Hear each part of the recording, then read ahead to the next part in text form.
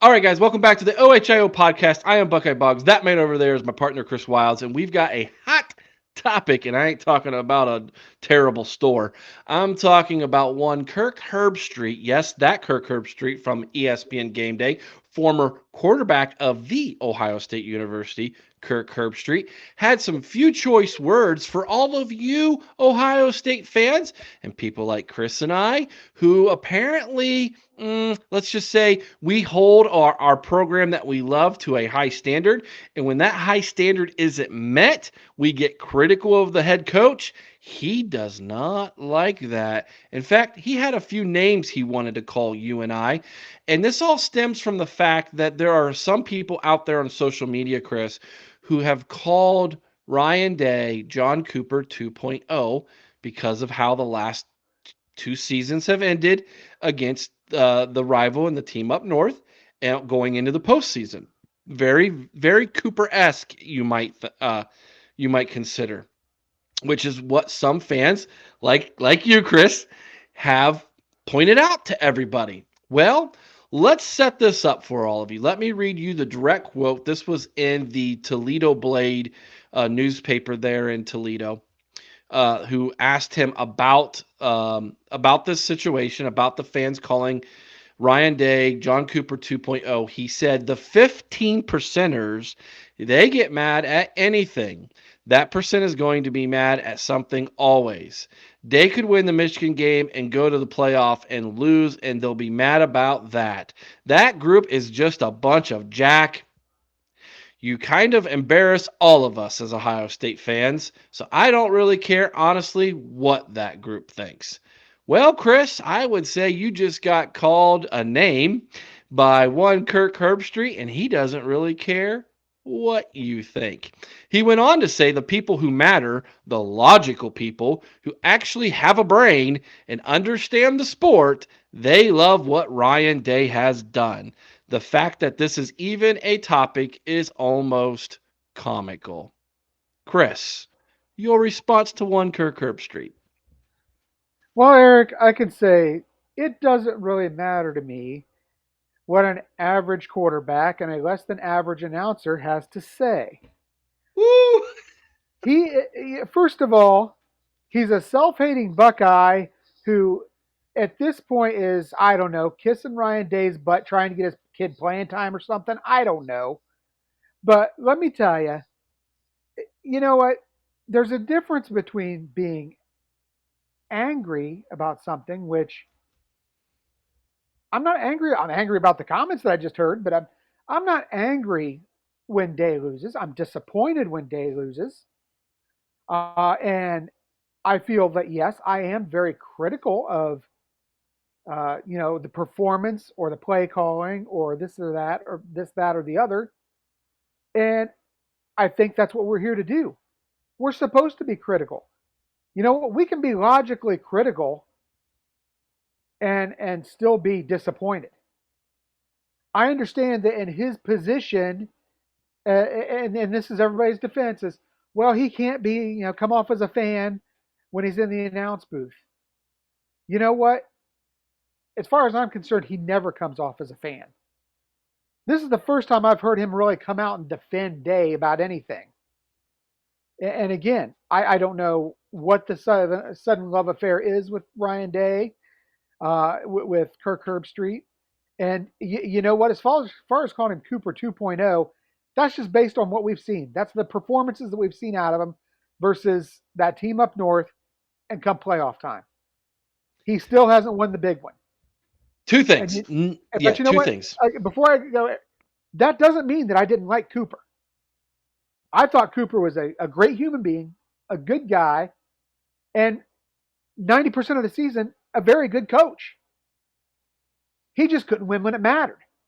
And right now, that's what I feel we're seeing with Ryan Day. He is a very good coach who has yet to win when it matters. In the playoffs against that team up north, and then we saw it, back with when we played a ranked team in Oregon. We lost games when they've mattered most. And in that light, he is very much like John Cooper 2.0 until he puts that to rest. Cut and dry, that simple. Number one, there is a huge difference between being disappointed or being critical of the team you cheer for, and going overboard and personally attacking somebody. Correct. Okay.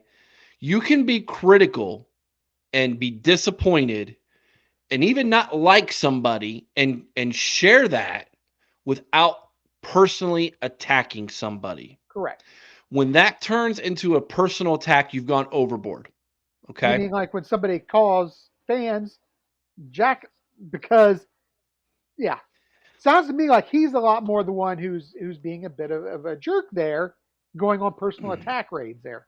I wrote about this as we record this on June 1st. I wrote about this today on Scarlet and Game.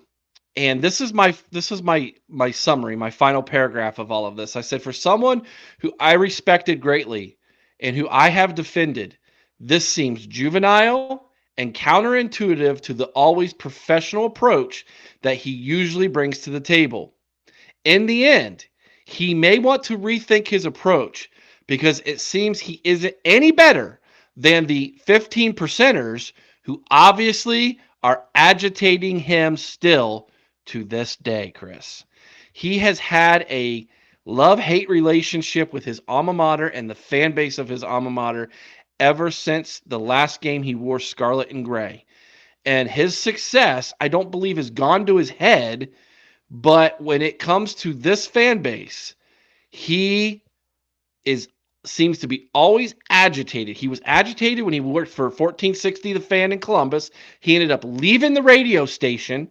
He ended up leaving Columbus, Ohio, and moving to Tennessee. Yeah. Because he couldn't handle it.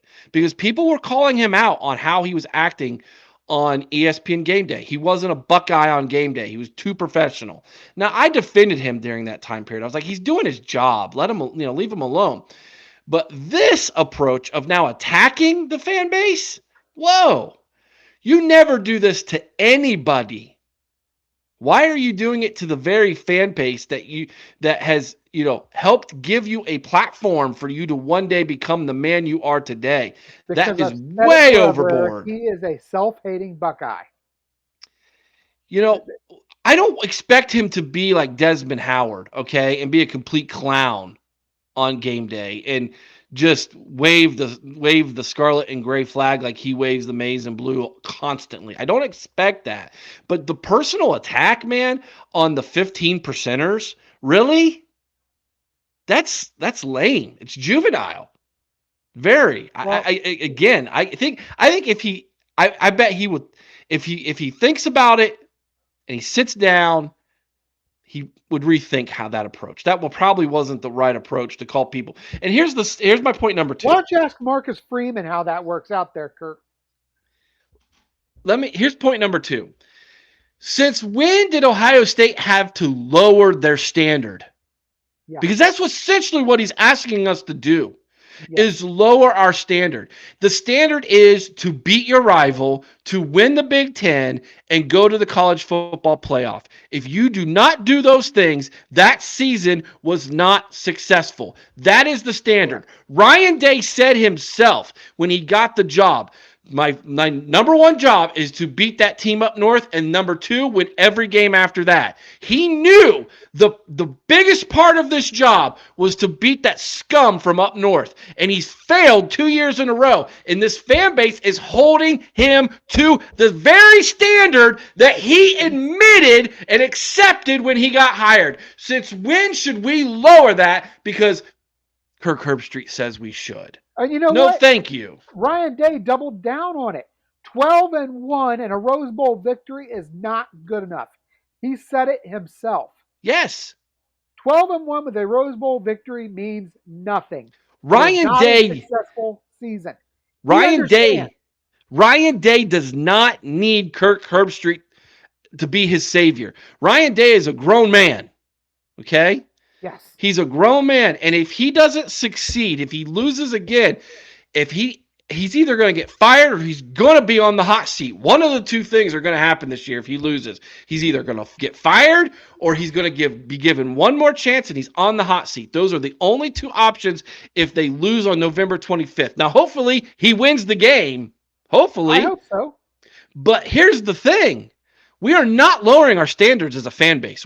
I do not want to become Notre Dame. I do not want to become the team from up north and get shellacked for 2 decades. That is not. We are not living in the 90s again as fans. We refuse. No. And the dollars will show that. The dollars will show that. And Gene Smith knows that. That's the standard. And if you don't like it, Kirk, tough luck, buddy. Go be a Clemson fan. You rubbed shoulders with Dabo Swinney. Your two boys went there. Was he down there defending the people who were on the attack, saying that the game had passed Nick Saban by this last season? Was he getting on there and saying, "Oh well, why are these people talking bad about Nick Saban? You know, because he's lost a couple of games this year." No, he went out there defending Nick Saban. And you know what? Nick Saban didn't need him to defend him because Nick Saban, just like Ryan Day, is a grown man. Right. And Nick Saban's won so many. Nick Saban's won so many national championships that he's not saying Alabama should temper their expectations. Why isn't he saying Alabama should temper their expectations? Right. I'm telling you, straight up, man. Here's my last thing I want to say about this. Look, Ryan Day has a better winning percentage than Jim Tressel. But nobody's comparing Ryan Day to Jim Tressel. Why? Because he doesn't have the wins when it counts. Jim Tressel dominated his rival, and he won a national championship. Until you do those two things, I don't care if your name's Woody Hayes. By the way, Woody Hayes in year number 4 was on the hot seat because he hadn't beaten his rival well enough yet, and he hadn't won a national championship. Year number 4, Woody Hayes won a national championship. Year number 2, Jim Tressel won a national championship. Urban Meyer in year number 3 won a national championship. Should have done it the first year, but we won't talk about that mess. Thanks, Gene. But this is the standard. That's what it is. We're not lowering our standards for anybody. No matter how much I like Ryan Day, and I like the guy a lot. I think he's a great coach. As a coach, but that does not mean that you can get away with losing to your rival in consecutive seasons and not winning a national championship eventually. You've got to beat your rival, win the Big Ten, and go to the college football playoff. Those are the standards. Notice I didn't say win it. Eventually, you get there enough, you're going to win it. But my goodness gracious, Kirk, calling the fan base a bunch of jackass and brainless because we have a standard of winning excellence that was established long before we were born by people like Woody Hayes? Give me a break. Get out of here with that, well, Kirk. We saw how he played, so there wasn't really much of a standard there either. So I had to get that off my chest. I went a little bit of the of John Kennedy's Always Irish there. But you know, the thing is, Eric, I mean, again, I've had issues with Herbstreit in the past. You know, you and Aaron have both had to rein me in a few times about things I've wanted to say about Herbstreit, but you know, he's just he's a weasel. He is a weasel. He's a weasel of a person. He's a self-hating Buckeye. I've said it before. I'll say it again. You know, and I just don't get it. I don't get how you could wear a team's uniform as long as he did, start at quarterback as long as he did, and be willing to accept anything less than the best from a university that, like you said, has set that as the bar. Kirk, you know Kirk Herbstreit, or Kirk watches this and he wants to come on this show and defend himself. Please, I beg you, come on. The Ohio Podcast at the Ohio Podcast at gmail.com. Email me, Kirk. I would love to bring you on here. I've defended you, man. I have an autograph of you in my man cave, dude. Love you, man. But my goodness, dude, please come on the show and explain to me why I should lower my standard, because that is exactly what you're asking me to do as a fan by holding Ryan Day accountable. And I am not brainless, and I'm not a jack A. I invite you to come on the show. Just tell me why. Let's discuss this in a public open forum. And if you want to call me that to my face because I want to hold a head coach to a standard, I think you're going to lose not only myself as a fan, you're going to lose a lot of this fan base because a lot more than 15% think like we do. Okay. And we're not brainless. We're one of the most passionate fan bases in all of college football. And we have a standard and we're not lowering it for anybody, including Ryan Day, because that's who we are. We're Buckeyes, baby. We're winners. Like, share, subscribe. Let us know what you think in the comments section below. Until next time, OH! Oh. Go Bucks.